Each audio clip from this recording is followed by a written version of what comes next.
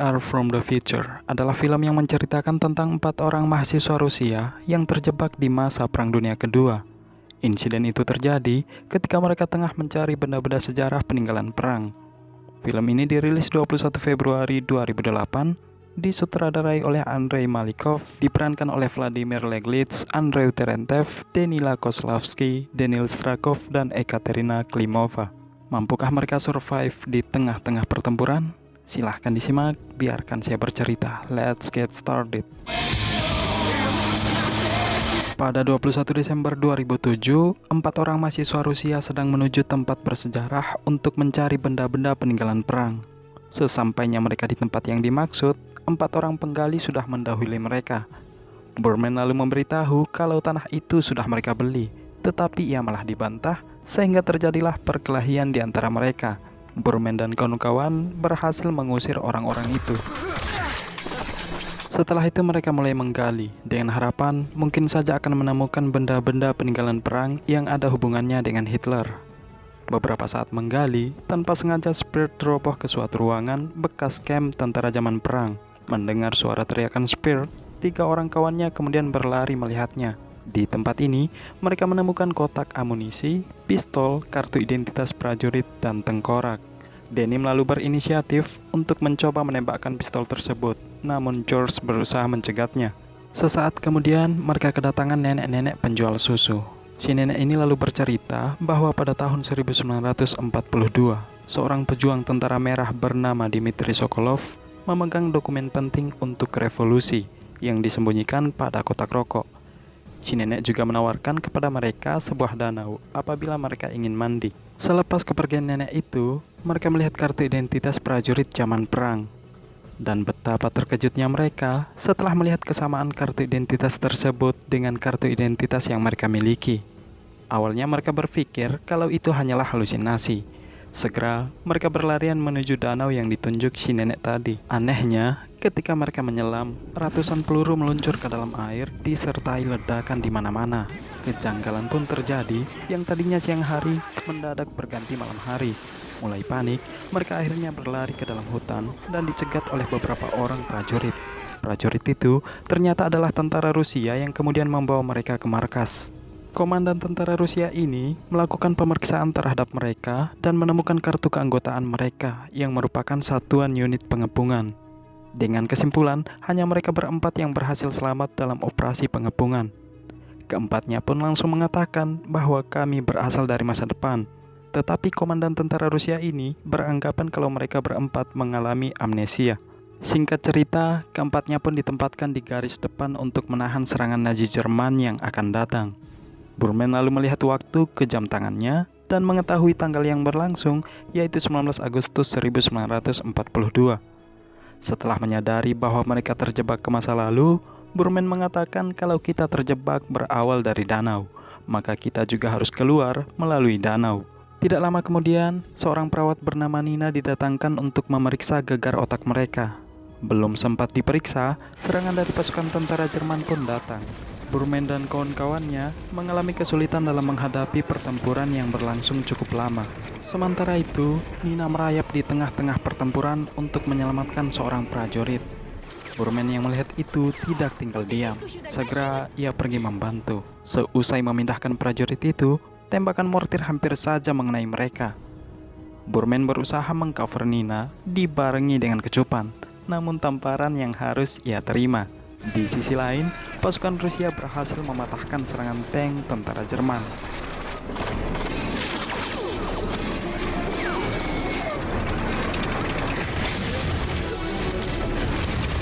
Setelah pertempuran tersebut, Borman mulai tertarik dengan si Nina.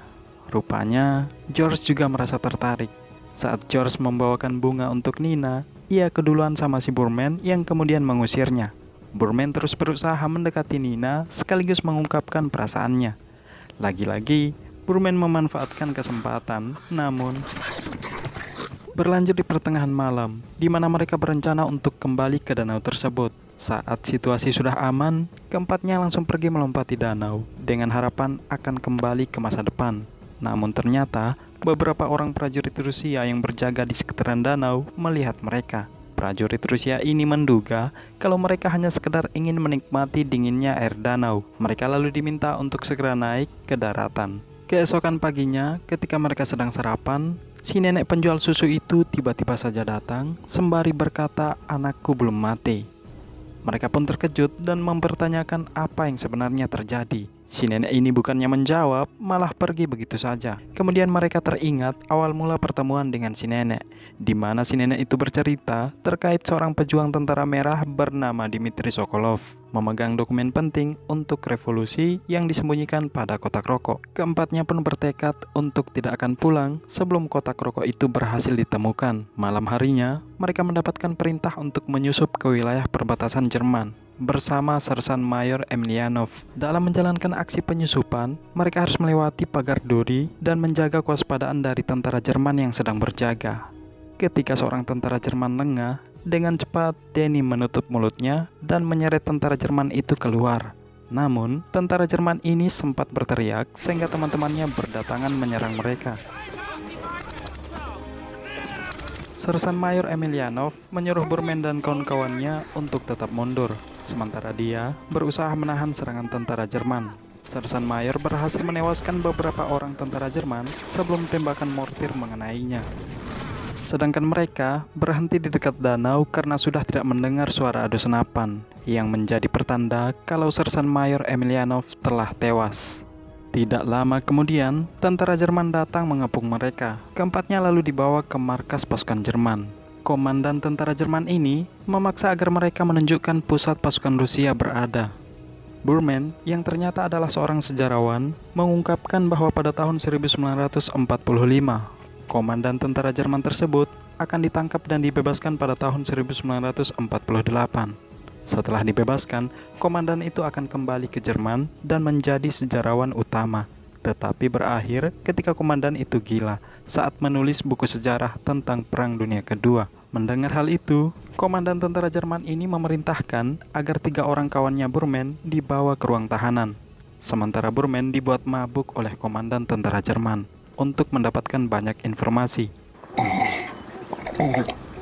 Dengan sedikit sempoyongan, Burman lalu menerangkan bahwa akan terjadi pertempuran besar di Stalingrad. Pertempuran itu akan dimenangkan oleh pasukan Rusia. Karena dianggap mabuk, Burman akhirnya dibawa ke ruang tahanan juga. Di ruang tahanan, ada seorang prajurit Rusia yang sudah lama ditawan. Setelah panjang lebar berbicara, identitas prajurit itu akhirnya terungkap yang ternyata dia adalah Dmitry Sokolov. Dmitry lalu memberikan kotak rokok yang mereka cari. Dmitry mengatakan kalau kotak rokok itu diberikan oleh seorang nenek-nenek setelah nenek tersebut pulang dari masa depan. Di dalam kotak rokok itu ada sebuah pesan, yaitu pengabdian kepada komandan evolusi. Mereka pun berencana untuk secepatnya mengembalikan kotak rokok itu dan berusaha mencari jalan keluar dengan menggali tanah di sudut ruang tahanan.